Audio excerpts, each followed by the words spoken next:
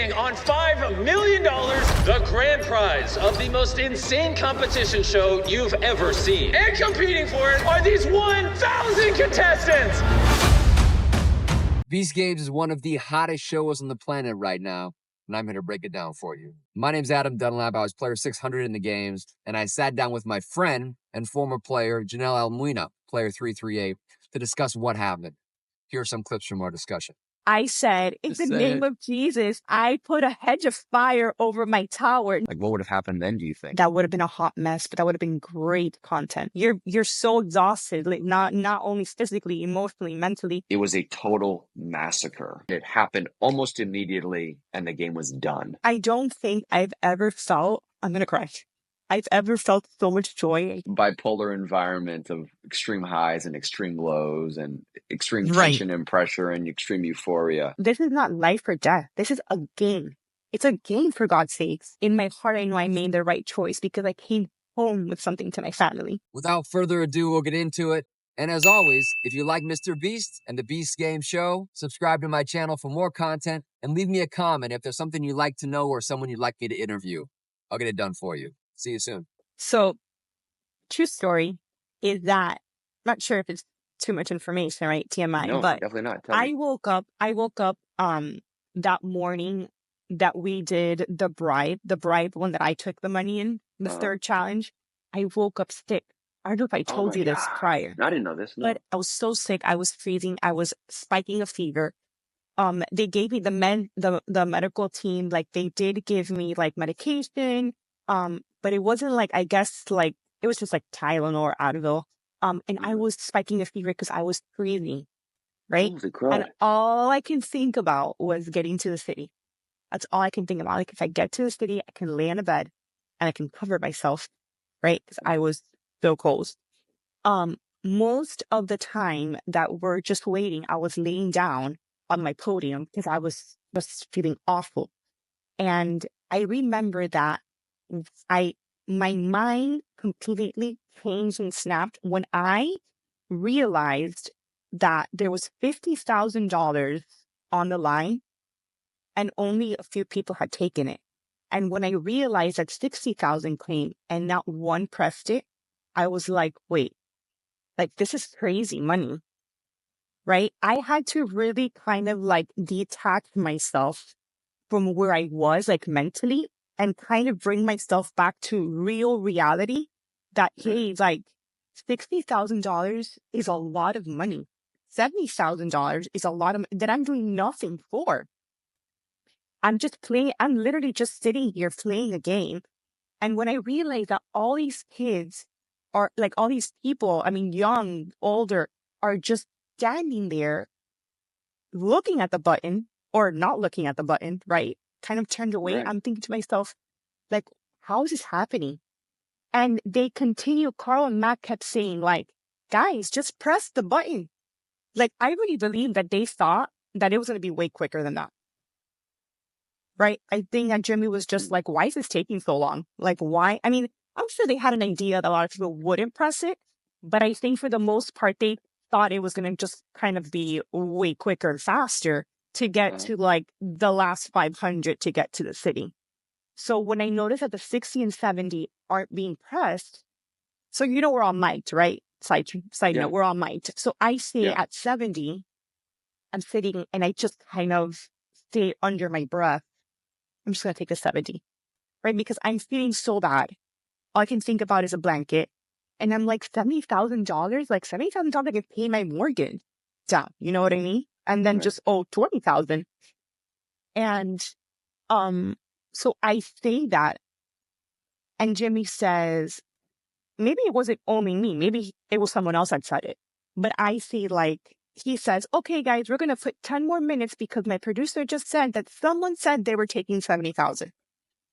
And when I realized, wait, was that me?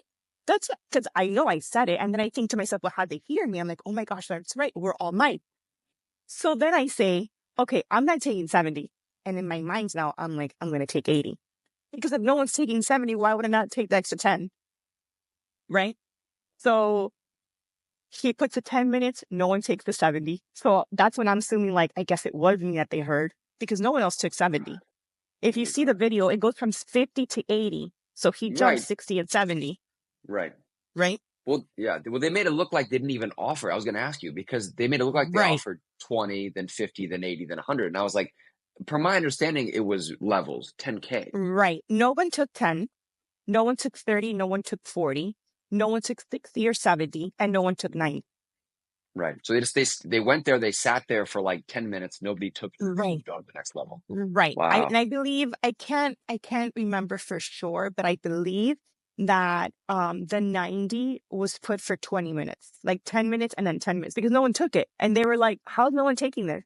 If I would have known that it would have gone so high and no one would have pressed it. Listen, when I pressed 80, I was already like somewhere else mentally. I was kind of like having a lot of mixed emotions, and I'll go back to what I was feeling right after I pressed it.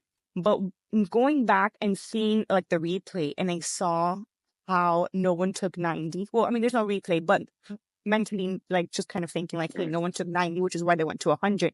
And then seeing the 100, how everyone like was just standing around, like, all right, where's the bus to get on so we can get to the city?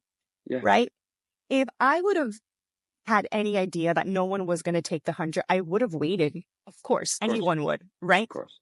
But honestly, the way I thought about it is when I looked at my line, there was a lot of younger people with like no kids and really not married.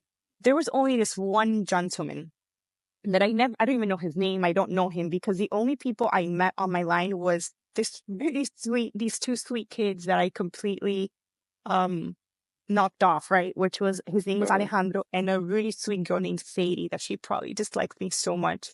But those were the only two people I really kind of knew on my line, because everything was always backwards. I mean, yes, we exchanged words, but obviously nothing to do. You know how that goes. But then everyone past Sadie, I really don't know who they were. Like I have no idea, honestly. And that's so, because they were further away from you. Right, they were so Alejandro was far. just like, right. One podium away from me. Right. Alejandro was like the third line, and you were the fifth line, I think. Yes, you're correct. Right. 3, 4, 5. Yeah, you're right. I was the fifth, and you're right. And so we would see and we would talk to each other, and then I would talk to Sadie.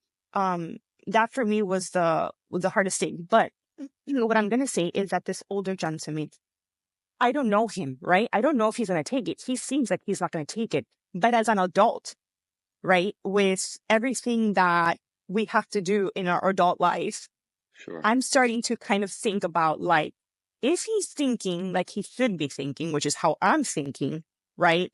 I'm thinking he's going to go for it at some point, because he might be transitioning into, holy crap, like, yes, this is a game, but this is a ton of money on the line. What can this money do? I can pay my mortgage. I can get a car. Maybe if he has a wife and she's pregnant, like, she can stay home with her children.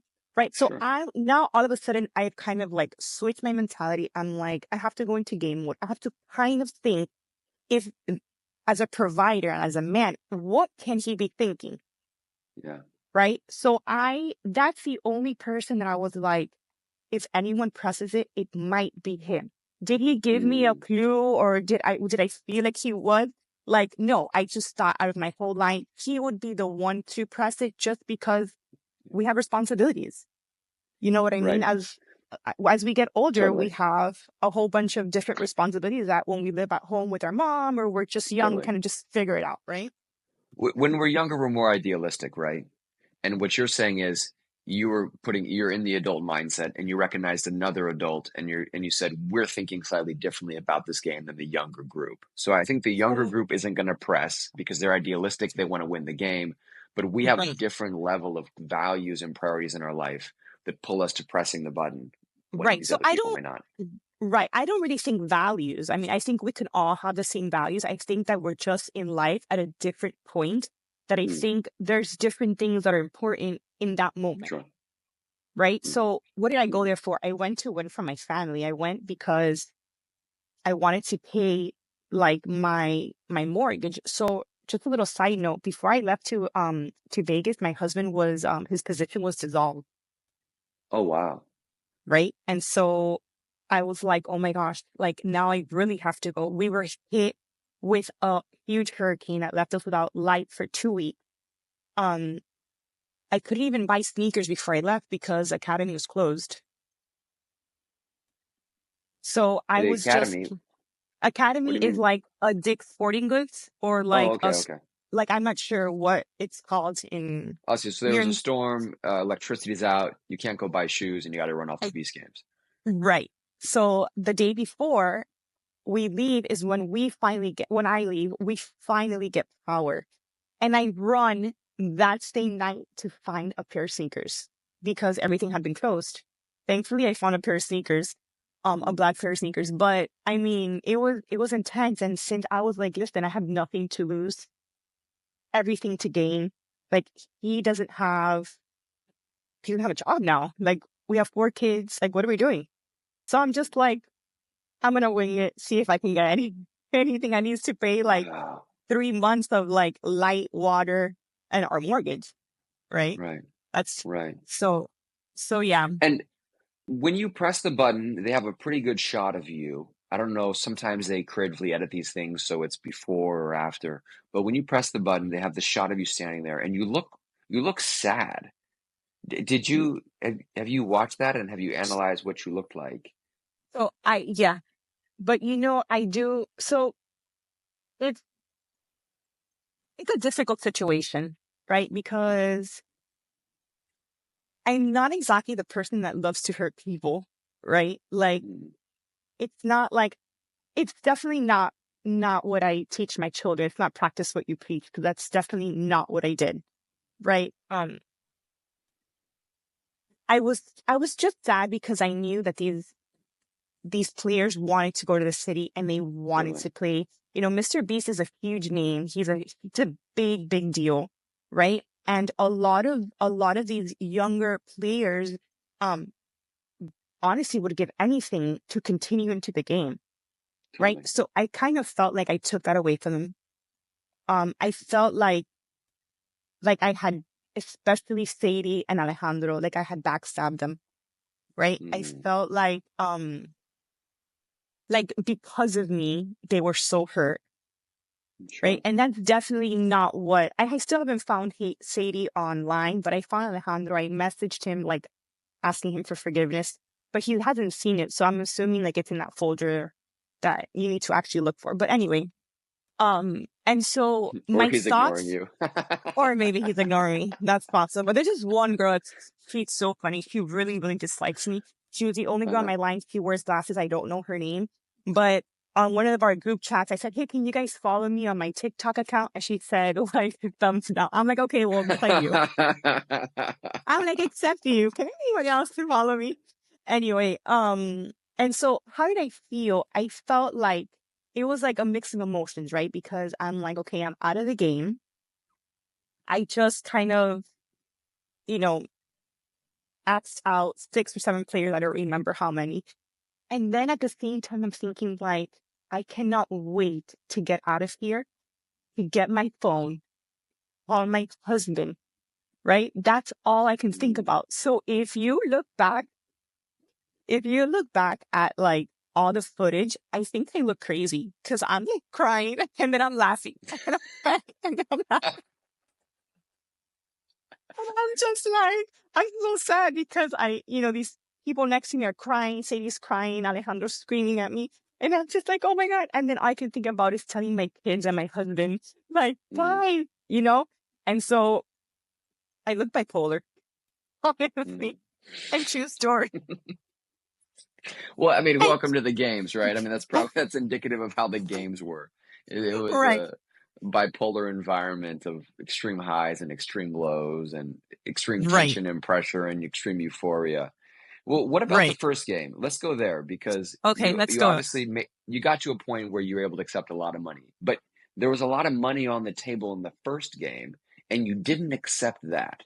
So, from your perspective, were you 100% not going to accept it, or were you thinking, let's see how this plays out? Oh, true story. You ready for this? If it wasn't because, do you know who Michael was? That he was in the front row He was one of the first friends I made. What number was he? He was maybe like one. I can't remember. Anyways, I'm gonna try to find a picture so that you can see who he is. So when the first, I think, 2 people pressed, it was on 333,000. It was on there for like a full minute. Right. So I start literally hyperventilating. Like I am Really? like going to faint. Yes, because I am like, and I'm like even saying like, holy S-I-H-I-T. Like I don't usually curse. So I'm like, S-H-I-T. And I'm like, oh my gosh, they got that on camera. My kids are going to see that. Right. I thought I'm speaking like, oh my God, my kids are going to see me say a bad word. Anyway, so I'm like this. You can actually, I can see, I was looking at the monitor and I can feel that my body was doing this, right? So my Kel's like, Janell, don't do it. Don't press it. And I'm looking at the 333,000. I'm like, why isn't it going down? Right? And then all of a sudden someone presses it. And he would tell me, don't do it. Everyone's going to do it at the end. Don't do it. So I'm looking at him. He's like, you're here for your family. You're here for your family. Don't do it. He kept telling me. And I'm thinking to myself, this is exactly what my husband would tell me. Although my husband would probably be like, if it's a for sure amount of money, just take it. Right? Sure. So I'm like thinking like, this is something my husband would tell me. And then, but he would also tell me like, if it's a for sure amount, just press it because you're leaving for sure with something. Right? It's like, Sure. you're not walking out with zero, Totally. which honestly, nobody knows what you were going to walk out with, if Nobody anything, knows, yeah. right? And so the timer's going down, down, down, and then it stopped like at, I don't know, Adam, you were there. I think it stopped like at 40-something thousand. When like on the actual like visually, you can see 40-something, maybe it was like 47,000 or something. I can't remember. And then the time's up, but it didn't, I guess it didn't like update right away. Didn't and when update. it Didn't update. finally updates, you see tons of Right. people have pressed the button and now everyone's Right. leaving with like 19,000 something. And I Right. was like, You were glad you didn't press. do you know what? I was glad I didn't press it because I was like, I definitely didn't come to get $20,000. Although, Right. listen, in real life, this goes back to like Right. warping, right? In real Right. life, you tell me like, hey, what runs faster, you or that car? Like, let's see if for $20,000, let's see who does it. I'm running. Like, I'll probably break my back and my leg, but I'm running as fast as I can, right? For 20 grand, like who, like, I don't know. Right. Balance yourself on a fence for 20 grand. Okay, I'll Well, probably fall, but I'm going to try. you know what it is? In negotiating, there's something called high anchoring, where you name a really high price, and then that kind of becomes the standard, and then you look. I'm not like a professional negotiator, but then all of a sudden it kind of warps your perception of price, so then you're willing to pay higher. And so I think Right. the high anchoring of 5 million makes 20 grand seem like peanuts. You're like, I don't want 20 grand, I want 5 million, right? But if the Right. top prize was 100 grand, you wouldn't have had people waiting till 80 grand to take the bribe, or they would have taken the Of bribe at course. 5,000. So it was almost Of this high course. anchoring that Beast did to us subconsciously. Right. I'll Absolutely. tell you a little bit of my recollection of that game, because it's different than they portrayed it. And it's possible, of course, that my experience is different or for various reasons. But I think in the edit, they're showing it in real time until about the last minute. Not real time in the sense that they don't run the clock for 9 minutes. But I think with 9 minutes gone and a minute left, 10 or 11 people had pressed the button. So you're down to somewhere around 90, 99,000 or 91,000 or whatever the math is at that point. And I was pretty sure I was going to press because I had an engagement that I had to leave for. I had to leave within like 36 hours of that game being played. So I knew if there's money on the line, I got to leave for free or leave now with money. But I was Right. monitoring it. And with 10 seconds left, my memory is that only 14 people had pressed the button. The prize was $71,000 with like 10 seconds left. This is what I remember. This is what happened in the moment. Because I'm analyzing, I haven't pressed the button yet. because I want to make sure the prize isn't like 5K. If it's 5K, it's Right. like, I'll probably play it. For 5K, I don't know. I'll play another game and have a good time. Of course. But Absolutely. for more, I'm gonna press. So my memory was like, it was 71K with like 2 seconds left. And I was like, this is a no-brainer. This is a no-brainer. I pressed the button with less than a second left. I thought maybe I had missed the timer.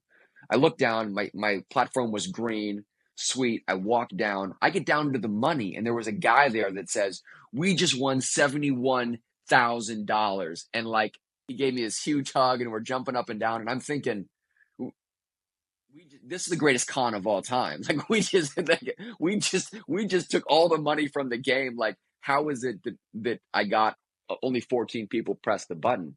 But the system went down. And in those last few seconds, so many people pressed that it must have overwhelmed the system. The money didn't update in real time. And I think the screens went blank. So then the screens come back up like a minute later when we're standing on the money, and it says 52 people pressed.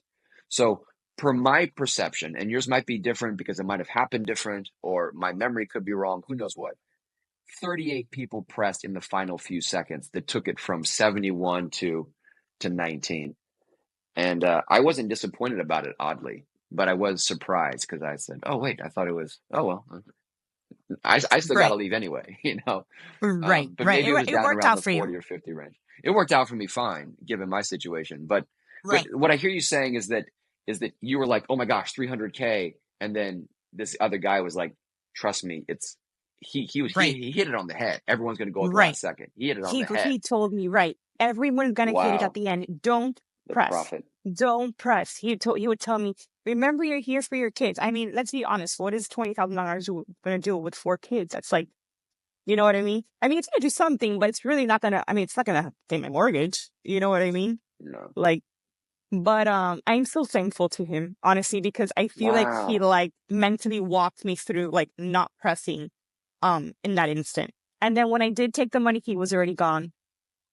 Oh, you know who he is? I'm going to tell you who he is, and you're going to realize it. Tell me. So in the block challenge, he is the one that is shown that he's taking out his blocks and he throws one off his podium. No. Yes. It was in the first, like, he was eliminated like the first 3 seconds because he started taking them out, and instead of placing them on the podium, he threw it back and it fell through. So he was instantly eliminated. Do you think he was nervous? Was it just Oh, kind of of the course. We were also nervous. Yes. Especially, and I mean, there was also a lot of mixed emotions just like overall, but it was so exciting that we were able to do something that was like hand on, and it yeah. completely relied on what we were doing to get through Totally. or eliminated, right? Like, it's not like it was a team effort, and depending on who decided to self-eliminate, that was our fate in someone else's hand. It was all about what we did, how we did it. And so that was super exciting. That was like, I think that and the flags were my favorite. Totally. Well, I think all of us Beast gamers wanted control of our own destiny as much as Right. possible. And the petrifying games and the anxiety came from, what if it's a game that I don't control? And what it seemed to me was that the games in Vegas were more in our control for very Right. strategic reasons. And then you get to the Beast games, and I think, at least me, of course, I exited early because of circumstances and whatnot. But I think I'll tell you what I expected, and I don't think my expectation was that different from the other people. We expected games to be similar to the Vegas games in the sense Right. that there would be autonomy, there'd be control. And then what happened was, I mean, game 2, in my opinion, was a massacre. That's what we called it from the outside.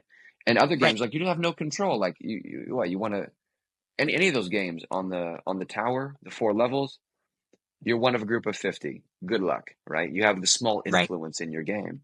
You don't even have the strategic ability to choose your team in the same way that we had in the tug of war boulder pull, which there was a Right. strategic element to that.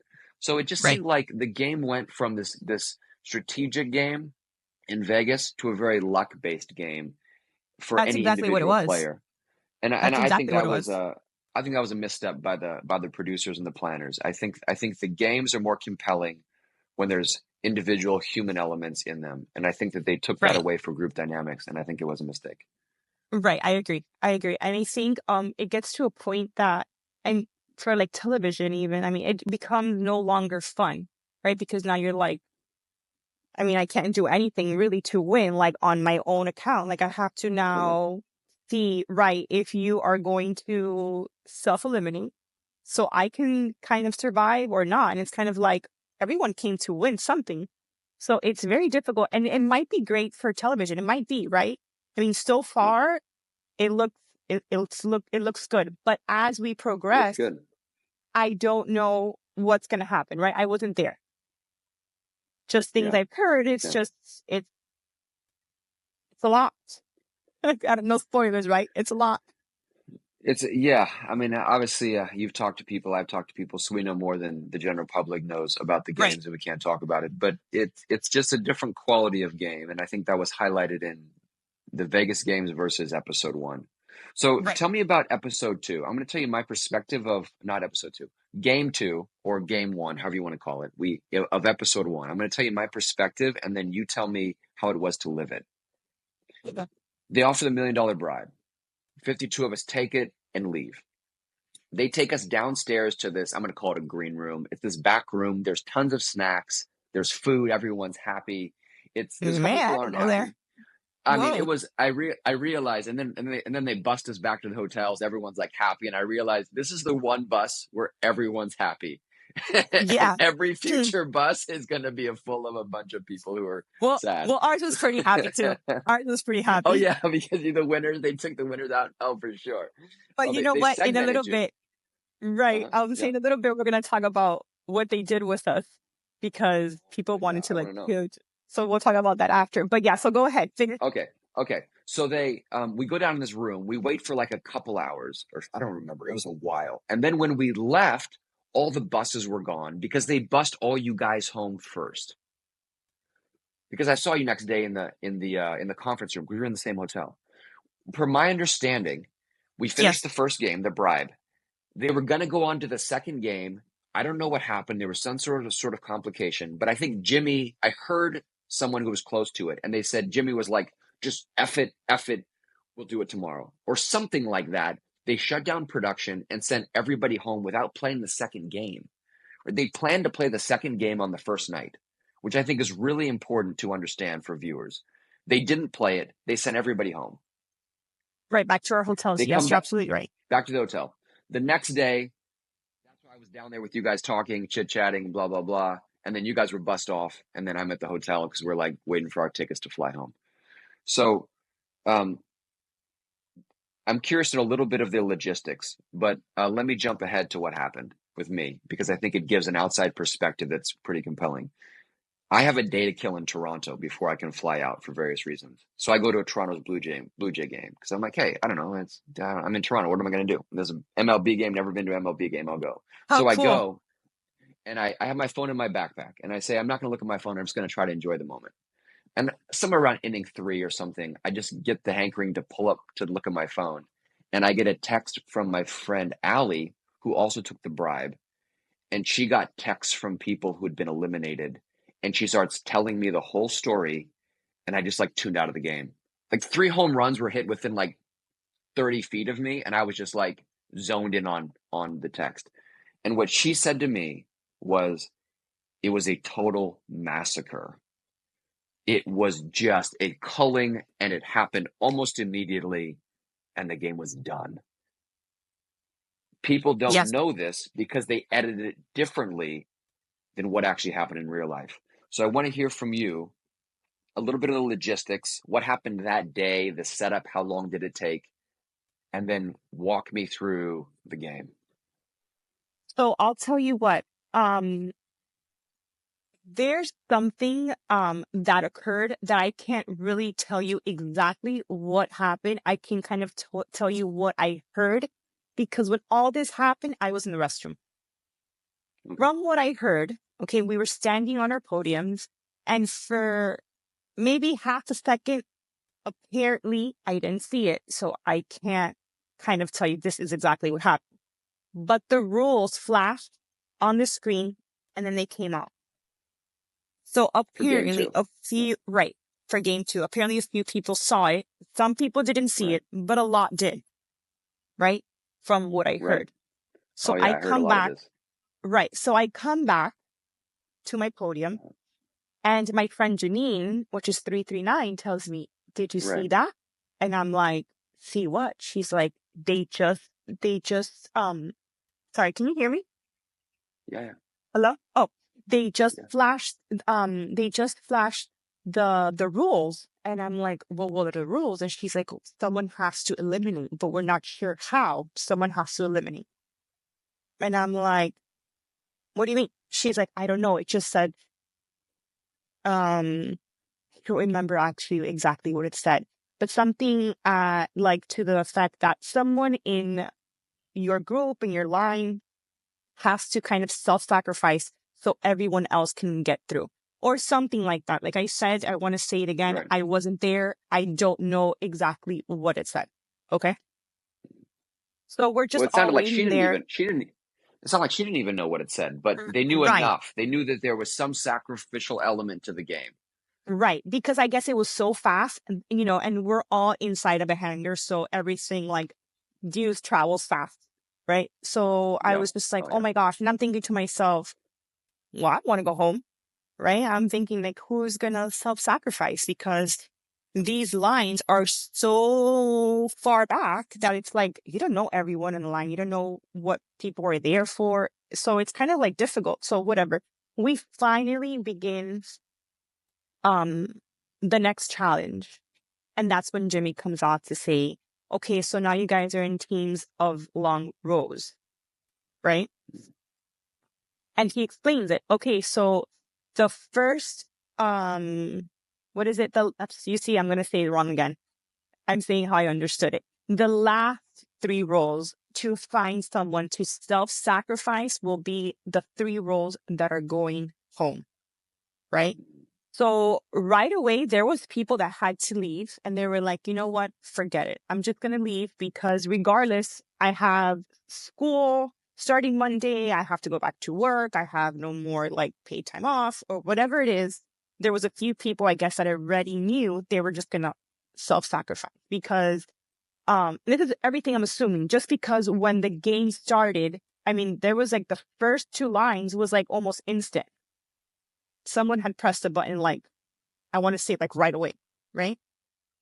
The interesting part about this for me is that when I finally realized that we were still playing the game, right? Because like I explained to you, I misunderstood what we were supposed Right. to be doing, right? Sure. When I realized that we're still in the game, I'm like, "Oh my gosh." Then my podium turns green because someone pressed it. And I'm like, "Oh my gosh, we're still in the game. We're still in the game." What's interesting is that I want to say the top 200 players, Yeah. like the most competitive people, Yeah. the ones Yeah. that ran for the flag, that did Yeah. Yep. everything to survive, were all massacred. Why? Why? Because Right. these are the people that were like, "I'm not leaving here without Mm. anything." They were the top competitors. They were like the Right. ones to look right out for. Right. And so what was interesting is that those two lines, obviously, they're all competitive. No one self-sacrificed. So what No. happened? They were all gone. Yeah. All of them. I'm sorry, give me a second. Yeah. No, this is something that I don't think viewers can appreciate. So we got our numbers. This is for like the people watching. So we got our numbers, obviously, you know this, from the flag game. Right. And you could see it as like the first 10 people to get flags were the 10 like fastest, most athletic guys. They were the most competitive. Like to go out in the first game to try to grab the flag initially was kind of crazy. You had to have this crazy confidence in yourself. Well, Right. I think like from a distribution, you could say probably confidence and athleticism were weighted towards the earlier flags. All of Right. them. Right. Because if you were super fast, even me, like I took a middle flag like 600 because I was a little more strategic. But like I didn't want to wait till 800 or 900. The only way I would have Of waited till course. that is if I would have had to really doubt myself or know I was slow, or there would have had to be different dynamics. So what viewers need to understand is the top, like you could say, like the first person would have been the most athletic. Like as a general distribution, and then Right. less and less and less. So what you're Right. saying is like the top 300 people were like these 300 most, as a general rule, most competitive men, fast, athletic, testosterone type people. Yes. So it's funny to think that then that hurt them because they're in a line of people that are all the most competitive. So they're all going to be, you could say, distributively the least wanting to leave. And then Right. they I just mean, got blown out. right. There was no way they were leaving just like that. It was There's not no going to way. happen. You would look at the lines. I mean, there was some women, and some older women and some Sure. older people, in those lines, but for the most part, it was like Sure. the cream of the crop. Like Totally. it was But it's just distribution. There's going to be there's a couple athletic people in the 800s and whatever, absolutely, but yeah, it was the cream of the absolutely. crop. And there were some So, exceptions, like the girl with number 1, she was a replacement. So she didn't get the right. first flag. Of Number 1 course was not. booted from the games and Right. she was put as an alternate. So there were some She was an people, but alternate. as a general group, heavily weighted towards the most competitive Right. people. So here's what I'm going to tell you what I think, what I heard, and you tell me if Okay. I'm right. The game number 2, the self-sacrifice, or game 1, the game 1 after the first bribe, took 13 seconds for 9 teams to eliminate themselves. Yeah, it was, The game and it started finished. and then it was over. Yeah, it started and it finished like right away. I mean, I really thought it was going to take a little bit longer just because I thought that maybe we would play kind of like telephone and kind of communicate with each other, Sure. right? But no, that's definitely not what happened. I mean, No. I'm telling you, it started and there was 2 lines already that had someone sacrifice. It was Boom. bam, bam, like right away. And that's what I'm telling you, that I thought like, okay, everything was going so fast. I'm like, well, we're done. Cause like I was telling you, I misunderstood the You thought instructions. it was Right. I third. thought it was Yeah. the first 3 to have some. Those were the ones that were safe and everyone else was leaving. I mean, I thought it was like a crazy elimination, but it was the other way around. But when I noticed everyone that had kind of lost, right? I was like, of course, that makes so much sense. These are all the people that are so athletic. They came to win. Like, I was just like, of course, no one would do it. I mean, I really believe that with all the Right. content they got, they really could have made that look better. Just because all these guys were like, what? Like, how's this going to happen? I mean, there was so much emotion going on that I really think they really could have like made just that into an episode, because it was like all our top people. Well, yeah, there's no doubt. I mean, I think that there would be an audience for director's cut episodes. Right. I think each game could have been elongated. For example, I think the $1 million bribe, they could have put a 10-minute clock in the bottom, and they could have edited kind of a real-time edit of those 10 minutes and what Right. happened. And I think that would be incredibly engaging because you'd be because you have this endpoint of like 10 minutes, what's going to happen, and you're watching the time tick. So that could be 10 minutes plus the buildup. Like that could be a 15, 20-minute segment, just the first one. And then the self-sacrifice game, you're like, this game, it only lasted 13 seconds, but to show it in real time, to show the buildup, to show different perspectives in real time, like you could find someone and you could just zoom in on them for 13 seconds and show this is player 67. This was their 13 seconds in the game. And I think it would be incredibly compelling. I agree. But Jimmy comes from this YouTube background of like pop, pop, pop, pop, pop, pop, pop. Right. And they edited it. But I mean, the edit's great, right? I just feel like it's missing so much substance, right, intense. of what really actually occurred. Like there's so much emotion that's being like overseen. Like there's Totally. I have a friend, Megan, and they inserted a shot of her crying, and I think it was actually that was after the game ended. They showed her crying, but they put it in the game. I think during the game or a little bit before the game. Creative editing, and she said the game started, someone turned green. She was looking around, wondering what was going on, and then her row turns red, and she's like, she didn't even know what happened. Yeah, it was really quick. She didn't even know what happened. Well, it was very quick. Everything was very quick. Yep. So what you? So people eliminate themselves, and then they had to drop everybody.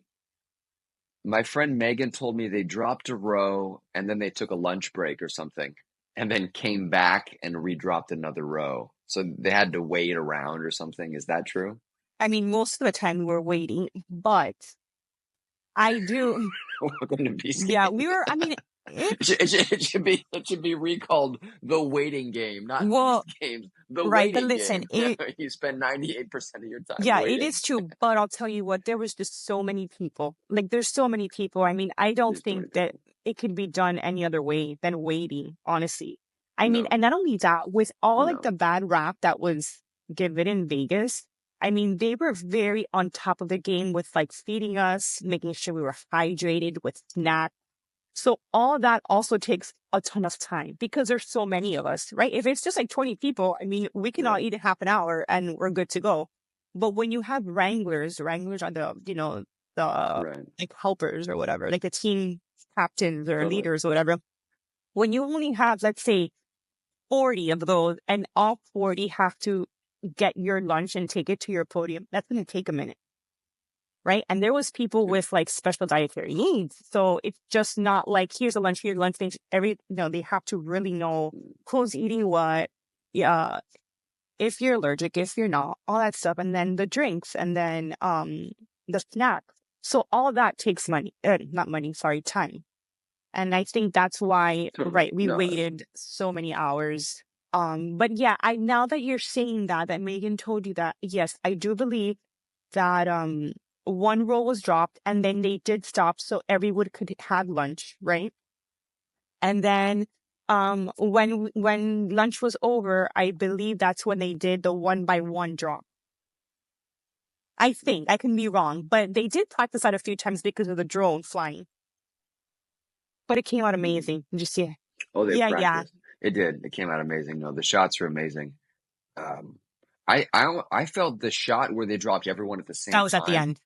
Was actually crazy. It was like, I mean, both shots were amazing. The one where it was like like dominoes, but dropping everybody at once, you just had this whole row of people disappear. There's this side view they do in the show, and I thought, holy it was pretty crap. amazing. It almost seemed. I think it was cooler to me than the drone shot, but Jimmy obviously has a different opinion. Right. It was really cool. The whole thing was really cool. Amazing. And to be honest with you, did you drop through the trap door? No. So we won. Right. We walked to the money. Right. That's right. We walked to the money. Yeah, like a victory lap. I mean, we pressed the button. Our platform turned green. It wasn't even red. We won. Like right. Yes, that's true. Crazy, I didn't go through a trap door either. Why not? Because I have a bad back, and I was just like, I'm in a different country. Like, if I hurt my back, like I'm gonna have to go to the hospital by myself. So I just basically was like, hey, is it okay if I kind of opt out? And the guy was so nice. He was like, yes, of course. Just come this way. And I was like, thank you. And I left. I just walked off. Yeah. So I'm not in that shot just because I was just like, and I do know a few people that did get hurt, right? Like an ankle, a knee, someone's back hurt for a few days. So I was like, thank goodness that I didn't go through there because I have a bad back to begin with. Right. And so I was like, if I would have, I mean, although it was, from what I heard, it was very, very extremely padded. I didn't go in there. I didn't see it. But from what I did hear, I mean, it was a drop, but it was a drop into like a pile of like a foam pit. So. Yeah. It sounds like a couple. Jimmy said no one was injured, but it sounds like a couple minor tweaks maybe to a couple people. Look, I mean, I did gymnastics for years. When I got into college, I understand foam pits, and you can have a foam pit that's 4 feet deep and you can still tweak something depending on what the bottom is. So when I actually saw people in some of the BTS footage coming out, I was like, it could have been more padded in there. They could have had more foam. They could have had like a really good foam pit in gymnastics has a trampoline. Right. You have a trampoline and then you put 3 or 4 feet of foam and then so you have this extra give. And then bad foam pits have like a mat with foam, and really bad foam pits have concrete with foam. And What did they have? those where people can like, I think they had a crash mat and then foam Oh, on okay. top, but there wasn't a ton of foam. And anyway, I mean, I would have bet that some people would have Well, tweaked something, but the only reason I know for sure that someone got hurt is because one of the girls that took a bribe, she took an 80,000 bribe as well. She was in the holding room, like in the green room that we were in. She was like in pain. Like the medic had to come see her. Like her ankle was really hurting. And it so happens that that really, she didn't fracture. Oh, did she? It was like more like a hairline fracture kind of thing, I think. But let me tell you, the Beats games, really, yeah, let me tell you that Amazon and Beats games, I mean, have treated her very, very, very well with it. Like they've taken care of everything. really, Like not one thing overseen. really. Yes. So in that aspect, I mean, unfortunately she got hurt, but I mean, thankfully they've been very on top of it. Good. That's all you can ask for. I mean, it sounds like they did extensive Right, testing, they did. and then things still Of happen, course. and that's what you want when you're on a show like that. Is you want, if there's a mistake or a screw up, you want to be taken Right. care of. So Right, good on right, them. right. That's great. I've had a lot of people ask me, looking at the second game, the self-sacrifice game, and people saying, why would someone eliminate? And there's a lot of reasons. And one of the reasons is you don't see the behind the scenes of, in some ways, how difficult it is to be a part of the show. You've put your life on hold. At that point, you've been a part of the games for more than a month because of when the Vegas games started. You spend a week in Vegas for those games. Then you spend 3-4 days preparing. Now you go to a hotel, you go home, you come back, you wait all day. I mean, people are like, why would you leave the game? And you're like, well, because they're making it look really Right. streamlined on Right. the edit. It wasn't Right. streamlined. It was Right. exhausting. It was exhausting. You just like fall asleep on the conference room floor, or fall asleep on the Allegiant Stadium floor, or fall asleep on a bus, or fall asleep on your platform. Like you catch some shut eye wherever you Right. can. You're getting whatever food they give you in a box. Right. Uh, it, it's Well, it's not. just Yeah, to be I think very transparent and fair, Vegas was just a mess altogether. Right. I think that the ball was dropped several times over and over and over again. Right. I do believe that like the whole Toronto experience was completely different. A lot of people, when I came back from Vegas, a lot of people, but like my family, and I was like, my children would never be allowed to participate in anything like this. Like what I lived in Vegas, right? I just kind of thought like, hey, the price is $5 million. And if you're mentally tough, like you'll get through. But as a mom, right, seeing a few things that I saw, like a lot of parents don't know what their children lived. Like a lot of them don't know that that was reality for your child for 3 days, right? Now, did they have a chance to leave? Absolutely. There was a red door that at any moment you could have walked through. Like no one was holding you back. Like you didn't have any type of like repercussions of if you left, you had to pay anything. Like you were able to make your own decision at any moment, at any time. Okay. But as a mom, I would never allow my daughter, that she's going to be 18 in a few months, I would never allow her to participate in that, me knowing what I lived through. Right. It was tough. It was mentally extremely tough. And I don't think, honestly, to give her the benefit of the doubt, I don't think they intended it to be like that. I no, really don't. I they did really not. think that whoever it is that they hired to get the logistics of the whole situation like done properly didn't know what they were doing, or they've never dealt with so many people, like something to, because it was just a hot mess. But when we get to Toronto, everything Vegas was a hot mess. right Everything was terrible. smooth. But when we got to Toronto, everything I think was, fairly to say, everything was great. Like they treated us, at least No, speaking for myself, totally. was amazing. One night I was like, oh my gosh, I really, really want ice cream. And I asked one of the riders, hey, do you guys have ice cream? He's like, oh, unfortunately, we don't have ice cream here. I'm like, oh, okay. He's like, oh, but what room are you in? And I tell him my room. A few hours later, I had a knock on my door. He had brought me ice cream. Like, No yes. way. Like they were really, really so attentive. Like they were like anything we needed. Like I needed chapstick. They went to buy me chapstick. Like I was so bored. They were like, "Oh, we can get you like one of those crossword puzzles." And I was like, "Oh, okay, perfect." They bought it for me. Like I don't know how everyone else's experience was, but mine was amazing. Like I would allow my daughter to do. Yeah, it was clear once we arrived in Toronto, from the moment we arrived, that things were different. Yes. It was very, very Yeah. clear.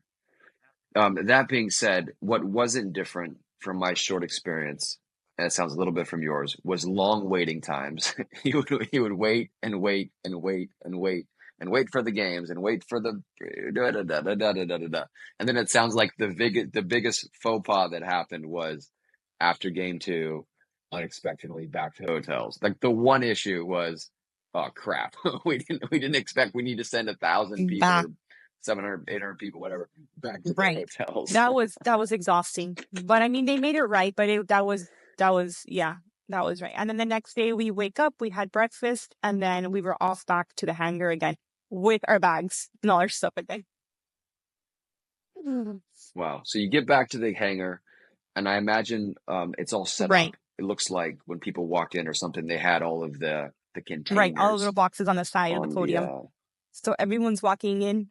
and at this point, everyone's walking in. And are people walking in order, or is it just like go No, find your no. So platform? the only day that we all walked in order was the first day that you were there, that it was like for camera, right? Like just for I was filming there, yeah. purposes, that we were Right. just all walking down like straight to our line. But no, after that, it was just like whatever bus would arrive, you just get inside and just find your platform and stand on it. So this particular day, which is with the third Right. challenge that we walked in and all the colored boxes were on our podium, there was all the colored boxes, but then there was just one block, which was the red one, on the actual podium. So they just kept saying, if you touch the red block, if you open the red box that's on the side, you will be eliminated. Don't touch anything. If the block falls, you're eliminated. So everyone was like freaking out because we were like, I mean, I'm sure you would have been eliminated, right? But I just think they were doing it so the red blocks wouldn't be like flying. You wouldn't be playing football. I'm assuming Sure. that's why they were doing that. So everyone's like walking Sure. very, very Like a right, threat. very carefully. Like, don't touch it. Like, don't move. Don't breathe. Don't Right? touch it. Like, don't breathe. Just sit on your podium like a good kid, and you'll be good to go. So when we finally start playing, this is the one I told you that they visually showed us, because I think most of us didn't understand what we were supposed to do. We did have Yeah. a few, maybe like 2 hours, kind of just to, while the buses were arriving and everyone was arriving from their hotels, like to kind of look inside the boxes and just see there was just like so many shapes. There was that one box that was covered that was red. And me and Janine and Pat were like kind of like trying to guess what was inside. And I was like, how about if it's a ball? So I actually got it right. I'm like, how about if it's a ball and we have to kind of build something with these blocks and then balance the ball on it, is what I thought. Right now we know that it wasn't to balance the ball. Now we know it was to grab the ball and kind of play dodgeball. To make sure we got to those 100 people. Now we know, after seeing the episode, that way more than 100 people lost that challenge right away. Right. But there's so much content there, because if you just speaking for me, Janine and Pat, like we were really like brainstorming on what this next challenge was. I mean, we came up with so many crazy stories, like so many crazy things that would have been fun, honestly, if that would have been the challenge. But we finally saw that 100 people were a hot mess with the geometry and Tetris playing. And and that was also a pretty quick game as well. It was only 10 minutes. Now what happened after those 10 minutes was a wait of my life. I feel like we were waiting for 6 hours. Okay. So this is a question. Let me cue the question, because I think I know where you're Okay. going with this. So you have 10 minutes to stack the blocks. Some people, like that person you mentioned, knocks their block off in the very beginning.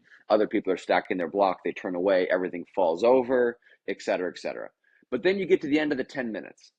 And it sounds like, the way they edited it, Mr. Beast comes out and pretty much says, "All right, guys, don't move because we're going to figure out how many people have fallen over. And if there's not 100 people, then whoever falls over is going to be eliminated too."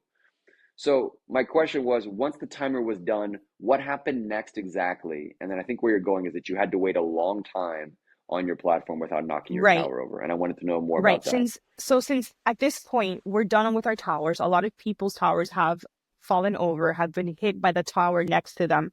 We don't know how many people exactly have had their tower dropped. So basically, we are still in the game, right? Because if for whatever reason, Oh, yeah. right, if for whatever reason there's 80 people that only dropped their tower, that means that if 20 more towers after the timer stops, 20 towers fall over, Right. those 20 people are gone. So you cannot afford for your tower to fall even after the game has ended, because we don't know how many towers have already fallen. So I was literally standing like this. I mean, there's video footage. I come on one of the episodes that I'm like this, and I'm trying not even to breathe. I'm not talking. I'm not moving. And I was like that for a very, very long time until my legs started to shake. And I'm like, how am I going to do this? Because if my tower falls and 100 people's towers haven't fallen, I'm out. Even if the clock is done. Right? Yeah. So the clock was just a timer to stack it, but it wasn't the end of the game. Right. The game was still playing. So you're standing there saying, please don't fall over. Literally, I'm talking to my tower like a crazy woman. Yeah, so I'm not sure if I can say this on your podcast, but I was praying over my tower. I sure was. And I was like putting holy glue on it.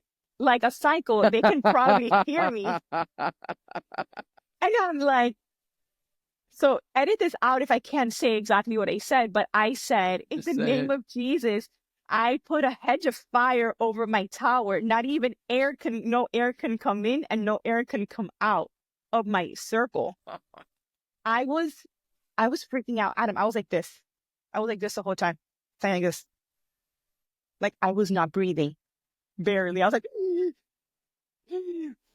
I like breathed to the side. Like I was freaking out. I was freaking out. Honestly, I was so scared that it was gonna fall over, that was gonna tip over.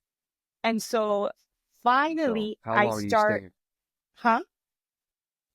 Yeah, continue. How long? I wanted to So keep going.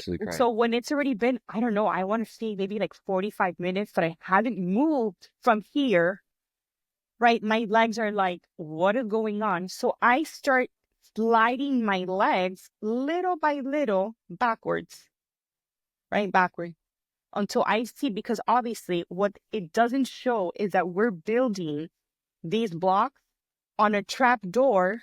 That is, which means it's not even, because there's a cut in the middle. So when it opens, you can fall through it. Right? So we didn't know that's what our challenge was. So the first thing they tell us is when pick a spot on your platform that you are going to put your first piece. We don't know exactly what we're doing yet. Once you place it, you can't move it.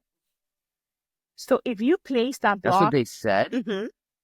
If you place that block in the middle of that line, you're screwed, because if it's uneven, it's going down. Once the game starts, the game starts. Totally. And totally. that But red block, surely you could. No, that red block, once it's placed, that's where you're playing. This is a detail I did not know, and it doesn't make sense to me. So you have to build it on top of the red block. Right. That's clear in the video. Right. But they're saying that they didn't allow people to like readjust where they placed the block. So they give you a chance to do it before the timer starts. Once the timer starts, that's where you're starting your game, and that's where it's staying. Now, if it falls over and all your blocks, for whatever reason, fall on your podium, none of them fell, then you can restart it somewhere else. But if it falls, the chances of all those blocks staying on your podium are very slim to none. because it's going to tip Totally. over and it's going to fall to the floor to your Totally. next door neighbors. Totally. Well, the cheat code then would have been to just stack one block and then like move it so it falls towards you, and then like move the red thing to somewhere else. That's Right, such a weird rule. right. But now thinking about Such a it, weird that rule. makes sense. But in that moment, you're so nervous that you're not thinking No, about that, right? That's like the last thing that you're and you, thinking about. So what I and you're did, petrified of getting eliminated, right? right, You're petrified of them being like, you move the block, you're out, and you're like, right, or not even that, or just knocking a block down. You're eliminated right away if it falls. Like, you're done. So what I did is that I took all my blocks out and I placed them on my podium. Like, I literally would grab it and place it, grab it and place it. Like, I wouldn't just like throw them on there. I would literally place them. I built my little tower in levels on my podium. Then I started stacking them, and then I put it all on the red until it stayed. The little one, right, the smaller ones, because there was all these different sizes, I started placing them like strategically to balance the whole thing out. And it's funny because at one point when the game was done, one of the wranglers came. I guess, there's cameras everywhere. They were looking for one of my pieces, which means they were looking at each person that still had their tower up. So there's like this huge control room you saw with thousands and thousands of cameras. That guy came to my podium to look for that one piece. At that moment, I was still like this, and I went like this to him. And he went like that, he looked, and he was barely breathing. Like, he walked so slow towards me. He looked at it, and then he said something to his mic, and he went like this to me. And he left. because they wanted to make sure someone didn't take a piece and hide it in their jersey, or Right. there's sort of ways to cheat the Well, game. there's Holy crud. actually a few people that left blocks in their boxes. They didn't notice there was the block still in there. They were out right away because of that. Mm-hmm. So you're in that moment and you don't realize, like, if there's a block close to the wall and you're looking like this, if it's the same color, then you're gonna miss it. You're in a hurry, like you're against the clock. Oh, see, these are the details that you don't know unless you play the game. Of course. You can't know. You Right. can't know the details unless you play the game. Right. And the pressure that you're under and the stress you're under. It's very stressful. Okay, well, I have a question, and then I have I have a question and an observation. The question is that I was 600 and I talked to 601. 601, funny enough, was the first person to throw the ball on Get Ready to Throw Down on level 3 in episode 2, where it bounced into the into the cup. He was 601, I was 600. So we chatted when we were on the platform before I took the bribe. And I said, "Hey, what happened with the platform?" This is like 2 days ago, literally, after episode 3 aired. And he said, "Oh, it was easy." He said you would have made it no problem. But I have another friend. Wait, I'm sorry. that's What really athletic. platforms? I'm sorry. Just where you were, where the platform.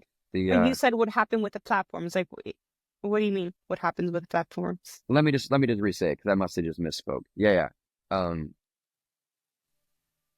I just asked him about stacking the block. Oh, okay. About the And block he said, challenge. and he said, he said it was easy. He goes, you would have been fine. But I have another friend who was there that got out on that challenge. On a scale from 1 to 10, how difficult was it? And how difficult was it given various factors like the trap door, the floor not being even, and the pressure, versus like, if I just gave you all the blocks now, could you be like, "Oh yeah, I do that, no problem in my home." Right. So How difficult was it, and what about the specifics of the So- difficulty? for being a mom of 4, that I have always done blocks with my kids, right? Mhm. I played Tetris since I was very little. That's like my favorite game. Okay. Mhm. It was actually very, very simple for me. If I'm being completely honest, it was very, very easy. I was like, oh my gosh, this is awesome. The only thing that I was worried about was that one block that I had to stack everything on. That's the only thing that I was kind of like, that seems a little difficult. I honestly would have never believed anyone if they would have told me that more than 100 people failed that first part of the block challenge. Like, it's like I can't speak for everyone, right? But I really thought that we were going to get to the ball part because I thought it was so simple. I really thought that it was so simple that if you just looked at your blocks and in your mind, you kind of put them together and then just made it happen, like there was nothing to it. Now, I just think that there's a lot of pressure going on. For me, the hardest part was after that I had to stay still. That for me was the hardest part. That's the part that I was like, oh my gosh. Like I was stressing about not moving. But building it, it was quite simple. And I think everyone got the same amount, not the same amount, I'm sorry, the same shapes. I think Totally. everyone It was the got, same. right, everything the same. I just think that I had an advantage because especially with my son, he's 13 now, but I've always done, like when he was small, I did a lot of blocks with him, like building things. And as a young child, I always played Tetris, like a ton of Tetris, right? And I used I to love build, Tetris. yeah, me too. And I used to build a lot with my hands. What happens, Adam, now is that the new generation, everything is on the phone. So they're not accustomed to building things, using their hands. And Interesting. this is what I thought. When I came home, I was saying to my husband about it. I said, I think this is why I had an advantage. Not only because I'm a mom, but because in my generation of being a child, I was outside playing, building things, stacking sticks, blocks. You know what I mean? Like, and I feel Yeah. like since a lot of it now is all like on your phone, like you lose the ability, Digital. right? All digital. You lose the ability to like not only think with your mind, right? Like how to, I guess maybe I shouldn't say that. Organize objects in physical space. You know, I Yeah, understand completely what you're that's saying. It's a digital world. right. So I think what You grew up even more so than me. Yeah. right. So Good. how you said it was a lot nicer and more professional than what I was going to say. So yes, exactly what you just said. And so I feel like um the younger generation has missed out on that.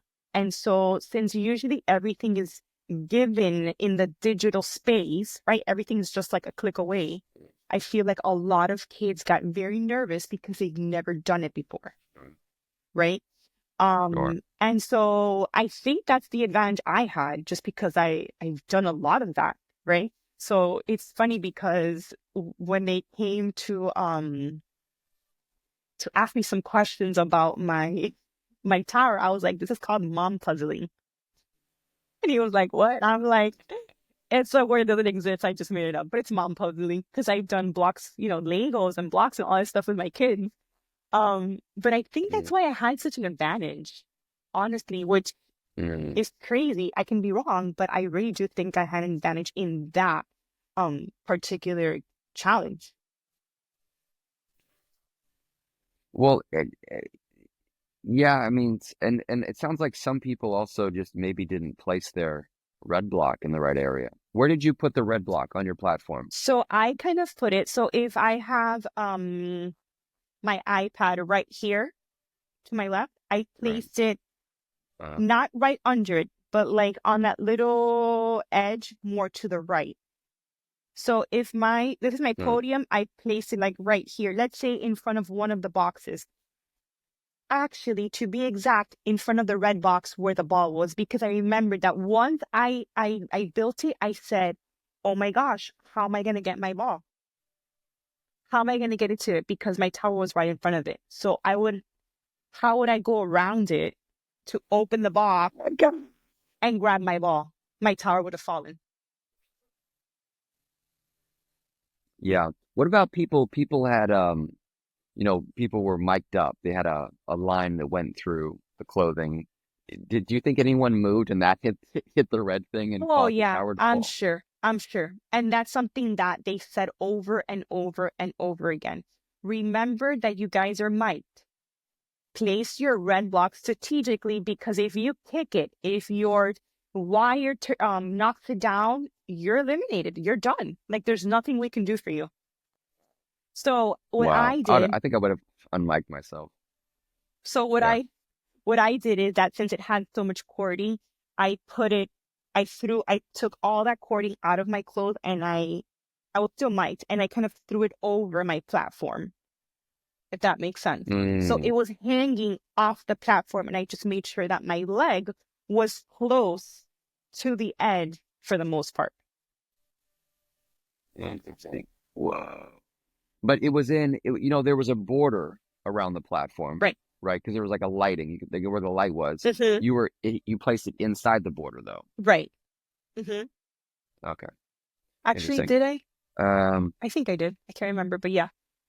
Yeah, right on the edge would have been crazy. Yeah. No, Would have it been was pretty insane. close to the edge, though. Did you see this one guy? I can't remember what number he is, but he built his little tower, and then he started jumping. I mean, this comes on episode 1. I was just like, Yeah. No, what is he doing? why would you do that? Like, I was trying not to breathe. Like, why are you jumping on your platform, knowing beforehand that there is we don't know exactly what it is, but there's a creek cut on your platform. Like, why on God's green earth would you do that? Like, that makes zero sense. Like, you trying to go home? You know what I mean? Like, and that's what happened. He got eliminated. It was crazy. He was Never done.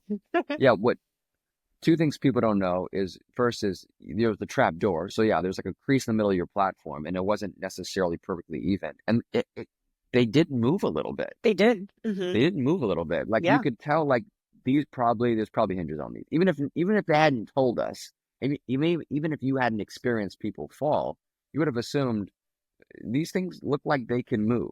Right. I mean, there wasn't a lot of movement, but it wasn't like you're standing on concrete or something on the sidewalk. Well, right. I mean, so that's the first thing. Right. And obviously we know that we are way up high somewhere, because in order to get to our platforms, we had to go up a flight of stairs.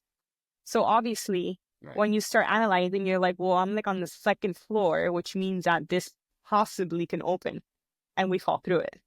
Right. I just didn't know. Totally. I thought, and I was just like, I wonder if it's water, because you know how they asked us, hey, can you swim? So I thought we would fall into water, is what I thought. Did you hear any stories about someone's tower falling over and then knocking someone else's tower over?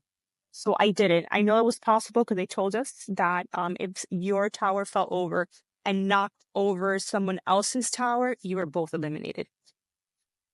No way. Yeah. So I mean, mercy. I didn't. No mercy. If it's down and it's off your platform, you're done. I didn't see it, but I know. Go ahead.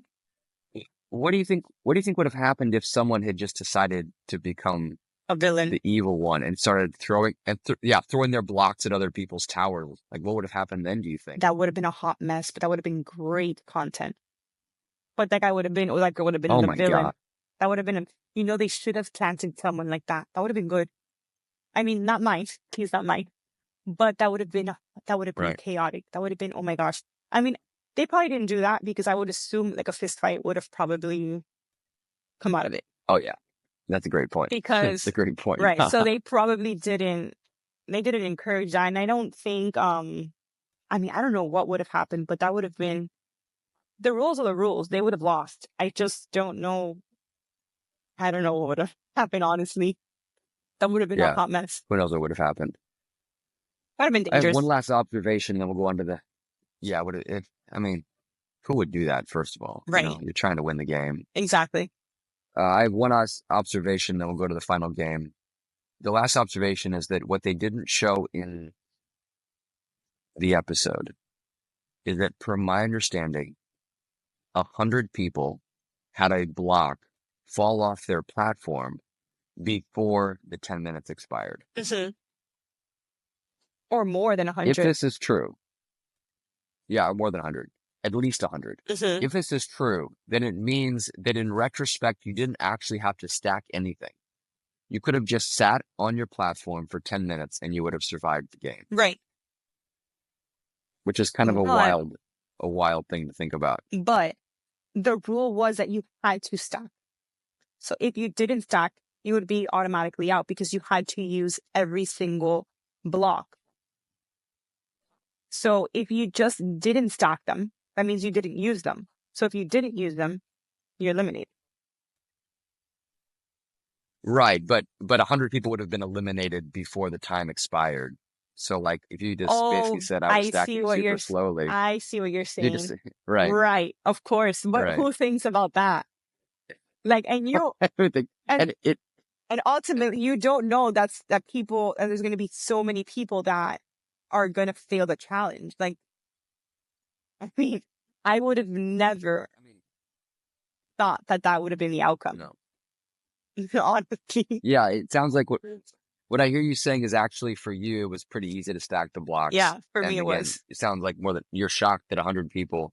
But I mean the nerves, the pressure, um, there's a lot of ways to lose that game. Right. For me, like I told you, the hardest part of the block challenge was my nerves after that I already had stacked it, thinking it was going to fall and thinking how I was going to get off that platform if I had to use the restroom, if I was feeling bad, like how I was going to take myself off the platform without that falling. That was my biggest fear. Like that's what I was completely consumed about. Like not stacking it. I was like, I stacked it and I'm good. I'm just like, I'm not moving. But then I'm thinking, well, I'm not moving. I'm not talking. I'm thinking to myself, well, how am I going to get off here? If I have to go to the bathroom because I feel sick, how am I getting off of this? Like Sure. without it falling. Well, totally. Yeah. The pressure for you was after you Was stacked. after, right. Because in my mind, I didn't think, I was just like, this is going to be so hard because at the end, there's going to be so many people that got their tower up. Like, this is going to be very difficult on the balls. Like, I was already mentally prepared to throw the ball, like not the ball, but not to throw it per se, but get into that challenge of having now the ball and the dodgeball portion of that challenge. Because that challenge was not only the towers, it was the towers plus the dodgeball. But the dodgeball got axed because we didn't need it. It wasn't needed. Right. Wasn't It needed. wasn't needed. Yeah. One last show observation that I thought was funny is I think Jimmy announced who the losers were, who the winners were, you could say, who the survivors were.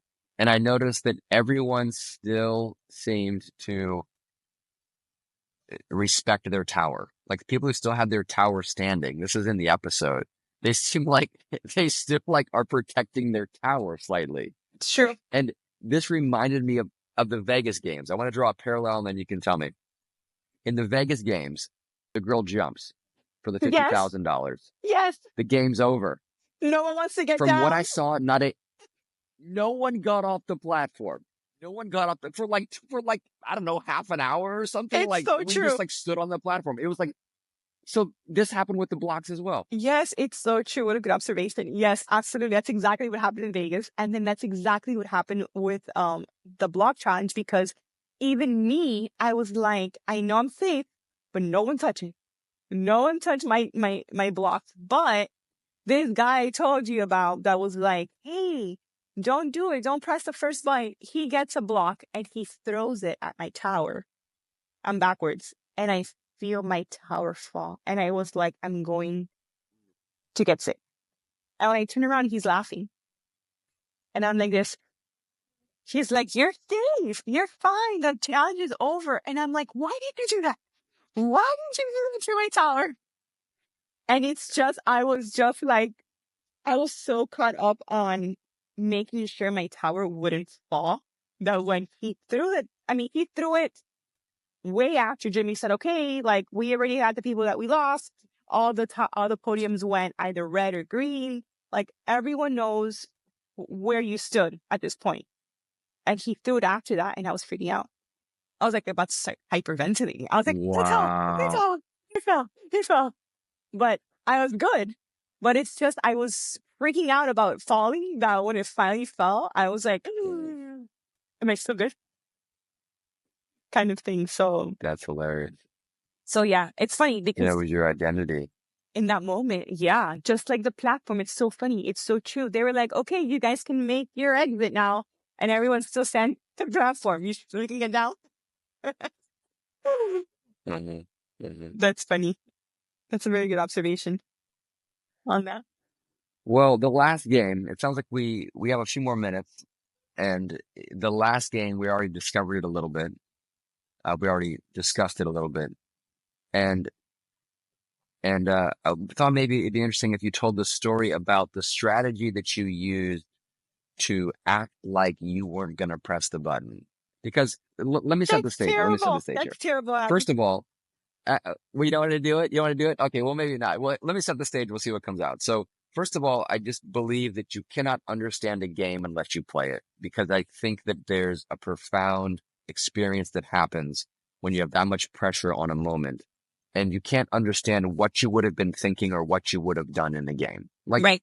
maybe if you're very stable emotionally and if you have a certain like mathematical mind like I have, maybe in my hubris, I could think that I could approximate what would happen. But the truth is, you never know. You Right. never know. And watching the game from the outside is totally different from being in the game, getting the instructions, being confused, working it out in real time, talking to people.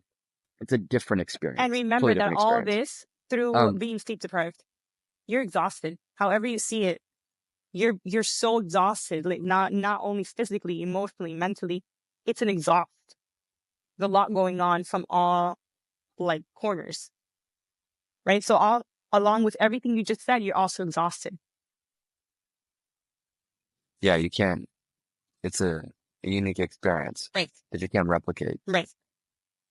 So with this is the preface, it occurred to me that even if you weren't going to press the button, it would be wise to watch other people. And if someone went to press a button, you would press it first. You know what I mean? Like, I imagined if you were we know where Alejandro was. He's at the edge with his iPad facing everybody else. Right. So I was like, oh, if you're on that edge, you can see your iPad and you can see everybody else. Right. Versus being on the other end where to see your iPad is to look at, you have to choose one or the other. Right. So I was like, oh, the people in that third row could have just intently watched their line. And then if someone got close, they just press the button really fast. Right. You know, I like mean, they become the adjudicator of their line. right. I mean, I think that in a perfect world, that sounds perfect. I think that Right. you can Perfect be world, right? You can be like, yeah, watching, but that's obviously not how that goes, right? So No, it's not how it I'll goes. tell you my So what did you do? So what I'm saying is, yeah, that was kind of like one idea that right. probably wouldn't work anyway, but you had a strategy that kind of did some of this. So I thought it was interesting and worth telling. So, okay. Worth hearing. I wish I could have recorded my husband's face when I FaceTimed him. I don't think I've ever felt, I'm going to cry. I've ever felt so much joy. Like, he was shocked. Like, I called him, it was like 3 o'clock in the morning here. They gave me my phone back. So I try to call him and I FaceTime. It's breaking up. And I'm like, let me call you right back. Now he's freaking out. He's like, are you hurt? Like, what happened? Are you okay? Right? So I'm like, let me call you back because I have to be able to see your face when I call you. And I'm so emotional right now because I'm thinking in my head that I know what 80,000 are going to do for our family, right? Especially that he didn't have a job. So when I finally get him, he's like, are you okay? Are you hurt? Like, what happened? Did you break something? I'm like, no, I'm fine. But I'm eliminated from the game. Like, I'm sorry. I just didn't continue. I'm like, I feel bad. And he's like, hey, but so you're okay? He's like, are you at the hospital? I'm like, no, I'm in a holding room. And I'm like, I just need to tell you that I won $80,000. His face was everything. I'm going to cry again. His face, he was like this. What? He was like, he didn't know, like, I think because of my emotion, he realized that I was being serious. Like, it was for real. And then he just started laughing and laughing and laughing. And it brought me back. You know what? Like, in real life, it brought me back, like, to 20 years ago when we were just two very young kids, that everything was, like, fun and happy and everything, like, that feeling like everything's going to be okay. Like, we're so good. Like, we're just these two dumb kids that, you know, are 20 and 25 and we're just being stupid and with no responsibility. Like, that feeling of, right? And now, like, I'm like 20 years later, 4 kids later, like, we have this emotion that once was again. I don't know if that makes sense, right? And then I tell him, wake up the kids, wake up the kids. So I tell my son, like, I tell him, hey, buddy, I really, really hope you're proud of me. I really tried to get as far as I could because he really wanted an autograph. And I kept thinking, like, I failed. Like, I'm leaving with money, but I didn't get him an autograph. Like, I didn't get him something that says, like, hey, Michael, like, whatever, it's me, Mr. Beast here, like, your mom's awesome. Let's say, like, something done like that for him would have been everything, right? So I was just like, I kind of like failed in that because I couldn't get him that one thing that he really, really wanted, which was an autograph, although I tried. I really tried, right? So I tell my kids, like, hey guys, good morning. They were getting ready for school. So I'm like, listen, I just want to let you know I really tried. I'm sorry I couldn't make it to the end, but I am coming home with $80,000. They were screaming at like 6 o'clock in the morning here. And then my oldest daughter, that she's 17, she's like, wait, mom, wait. Everyone be quiet. She's like, everyone be quiet. Mom, did you say 18,000 or 80,000? And I was like, no, girl, I said 80,000, 80. She started screaming again. She was crying. She's like, yeah, mom, you're so awesome. And the kids were like, mom, you're such a winner. Oh my God, you're the coolest mom ever. So they're really proud of me. So all the crazy emotion that I went through, thinking like that I was such a bad person, that I was like a slugger, right? Just those 5 minutes that I spoke to him before school made me realize that I did the correct thing. And you know what? A true story. This is one guy. I don't want to say his name because he has apologized. And I think a lot of people at the end of the day were bitter because they didn't take a bribe when they had the opportunity to take the bribe, right? But I remember this one guy not very long ago, he called me so many bad names that I've never been called. Well, maybe I have been called, but maybe when I was like in high school. Or maybe not even. I mean, I think there's some names that he called me that I've never been called. And I was so hurt. Like, I didn't sleep for 2 days. I was literally hurt. Like, I was devastated, right? Because I'm more like a people pleaser. Like, I like to please people. I like to love on people. That's just me. And my oldest daughter told me, Mom, you know what? At the end of the day, people are going to be bitter because they didn't do what you did. But at the end of the day, you're a winner. You won for your family. Now that he decided not to win for his family, that's on him. And that's probably why he's so bitter. Here's a kicker. He wasn't even on my line. One of his friends were on my line. So, right. So I was just like, that's so hurtful. Like, you would think that because I'm so much older than him, it wouldn't bother me. But it really did. It really, really, really hurt my feelings. And I was like, oh my goodness, like how hurtful, like how mean. People don't realize that everyone that's playing is a real person with real feeling. Like this one girl that jumped the platform, she didn't get anything. She got like things like $5,000 because apparently Mr. Beast felt bad for her for jumping and she eliminated 99 people. Till today, she's getting a ton of death threats. Like people are telling her like that they hope that her baby dies. That her baby dies, yeah. Like I've spoken to her. Yes, it's People from the platform? Holy crud. Don't you remember that after the platform challenge, they had to escort that guy like with police because he wanted to like hurt her? So she has a baby. Oh, I didn't know that. I didn't know that. The baby's like a year, maybe now and something. And it's funny because the day before she wanted to leave, she slept next to me in Vegas. And I told her, don't leave. You have a baby. Maybe tomorrow there'll be something that they're giving money and then you leave. So you don't leave empty handed. Like if you're already here, we're on our third day. You might as well just kind of see what you can get out of it. Right. So because I kind of told her to stay, she jumped and we were all like safe, which is crazy. Right. But anyway, she's been getting a ton of death threats, like that they're going to burn the house, that they hope her baby gets raped. Like it is serious that they hope. Holy crap. They hope, yeah, that they're going to like set her house on fire, like all this stuff because she jumped. People don't realize that words are like words hurt people and like they're serious. It's just a game. Like this is not life or death. This is a game. It's a game for God's sakes. Like, for people to be saying that about her and about her daughter, like, who says that? This is when you realize that people really need like love because it's serious. You should probably interview her. You know, one thing I realized very quickly after the Vegas games was that girl was a villain to 99 people, but she was a hero to 1,000 people. Yes, sir. And it's really just about perspective. And so I know that you were, well, I don't want to put words in your mouth, but from my perspective, you were a bit concerned that you would be portrayed as the villain in It was. episode 1. It was. And whether you, and I don't think you were, but what I will say is that even if you were a villain to 6 or 7 people in your line, you were a hero to your children and your husband and your close friends who cheer for you. And so it's like you can't be a hero in any story without being a villain to somebody. Right. And maybe that's one of the profound truths that come out of Beast games is you can't win without somebody else losing sometimes.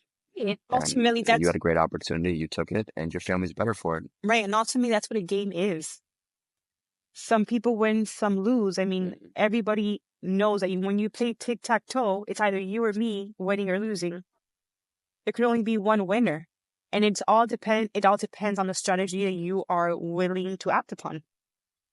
Right? I came into this knowing that I was here to play a game. That yes, I loved meeting a ton of people, and I'm just so blessed that there was certain people that were never on my team or on my line, because I honestly believe that then it would have been a little bit different. I don't think if I'm just being completely transparent, I don't think I would have pressed a button if there was a few people that I met that I became friends with on my line. That would have been very difficult because I would have never, I would have never pressed a button if there were certain people, just because I knew their story. We had bonded. I should think that would have been very wrong. And now looking back at it, if I wouldn't have pressed a button, it would have been the wrong decision because I would have probably left without anything. The girl in front of me, she didn't press the button, right? She left a few hours later with nothing. That's insane. Everyone had the same opportunity to press the button and leave with money. A lot didn't. The next challenge, half of them left with 0. So I already, Nothing. right. So I already, They got a day in the city, a day or two in the city. That was their gift. Right. My son was like, Mom, I wish you would have gone to the city. And I was like, me too, but I wouldn't give it up for 80,000. I wouldn't want to go to the city for 80 grand. Like, I would never pay that money to go there. If you think about it like that. On that, totally. On that note, I want to end with a final question. Go for it. That's occurred to me, and I'd love to hear your thoughts on it, especially as a top 10 winner. What is the value you would put on the experience of Beast Games? So, for example, yeah, like a financial value. Like if you just had, is there a value? Like, for example, if you had never been in Beast Games, but $80,000 had appeared in your account, would you go for that? Or would you say, hey, I would take the Beast Games experience plus 75,000? Is there a financial value? Is there something in your life that you could equate to finances to say that game was worth this amount of money to my experience? Which what I just heard you say was that being in the city for 2 days wasn't worth 80 grand. Right. It wasn't, right? But right. Was the whole experience, Vegas and your time in Toronto, did that have some sort of value that you can give a number to? I don't think so, because I don't think that, let's say, even $5 million can give you the experience that you live there, right? That's something that only you can experience if you're there. And there's no amount of money that can have you experience that, right? Now, for me, I just feel like the outcome in my story, I don't know if I'm saying this correctly, to answer your question correctly. I don't think that I just don't think there a money sign can be attached to it, because I just think it's a level of experience that I truly believe you'll never be able to experience it. I feel like this is a once in a lifetime opportunity to experience anything like it, because when you watch television and you see other game shows, there's nothing that remotely comes close to Beast Games.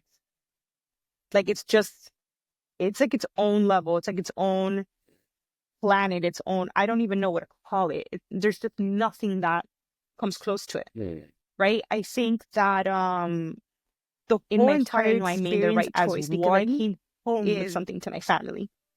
It's like an alternate reality. I don't know, and not that I was only there like for episode 0 and 1, but going back to the question of, can you put like a monetary like number on it? Like I don't think so. I don't think so. But like I said, I would never give up $80,000 to go to the city, no matter how bad I did want to go. Like I went in there just thinking like, I'm going to the city, I'm going to the city, I'm going to the city. But when I saw that there was just so much money, I was just like, I can't just skip this. Like I can't. Like this can be my mortgage. That's all I can think about. This can be my mortgage. Well, yeah. I wonder if there was diminishing returns on the experience in the sense that Vegas was incredibly profound. And then obviously you living 3 days playing 4 games in episode 1 was obviously more profound than me opting out in the first bribe. Obviously the city was more profound. I wonder like if you could chart the experience, like what was the maximum amount of experience that you could still leave with a lot of money? You know what I mean? Like you said, like there's no value you can really prescribe to this experience because it was so unique. And yet $80K was worth it for you to not go to the city. Right. So it's this weird thing of the games was unique and Right. yet you experienced it. Because I feel like before I'm a gamer, I'm a mom. For me, right? So although there's times as a parent that you really want to do something, but you realize like, is that going to add anything to your children's life? Is that experience gonna do anything for my kids? Is that gonna do anything for my household? And ultimately that experience isn't. It's gonna do something personally for me. And when you're a mom, you're kind of secondary.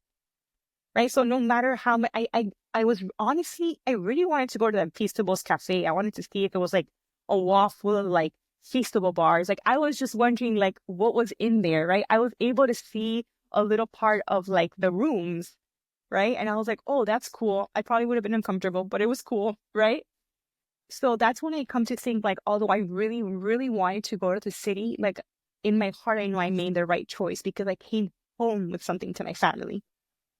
And not just came home with like a version of my experience of what I thought I lived or what I did live, better said. You know what I mean? Right. So You got the best of both. I think You're so. a top 10 winner. You came home with something good for your family, and you also had this profound, unique experience, which was being a contestant on Beast Games. I truly made a lot of new friends. I really did. I love the fact that I was able to be myself. Like a single person, meaning like no kids around, right? I was able to be me, just worry about myself, and then just have like great conversations with adults and like people from all different walks of life that usually I don't, right? I think that was amazing. And something really that marked me was the first time that I walked into the hangar that I saw all those podiums and all those lights. I really felt like a little girl like in a toy store that I was just like, where am I? That's how I felt. That experience on its own was amazing. Vegas, what it showed me is that I'm stronger than what I think, right? Because when I was younger, I always felt like I can do anything, I could be anything, I could run with anything.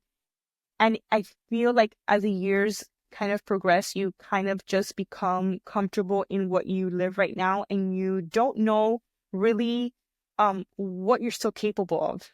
And I feel that in Vegas, I refound that I can still do this. Like I'm still mentally strong. I'm still physically strong, kind of. I do run slower, but that's kind of what Vegas taught me, right? It was a very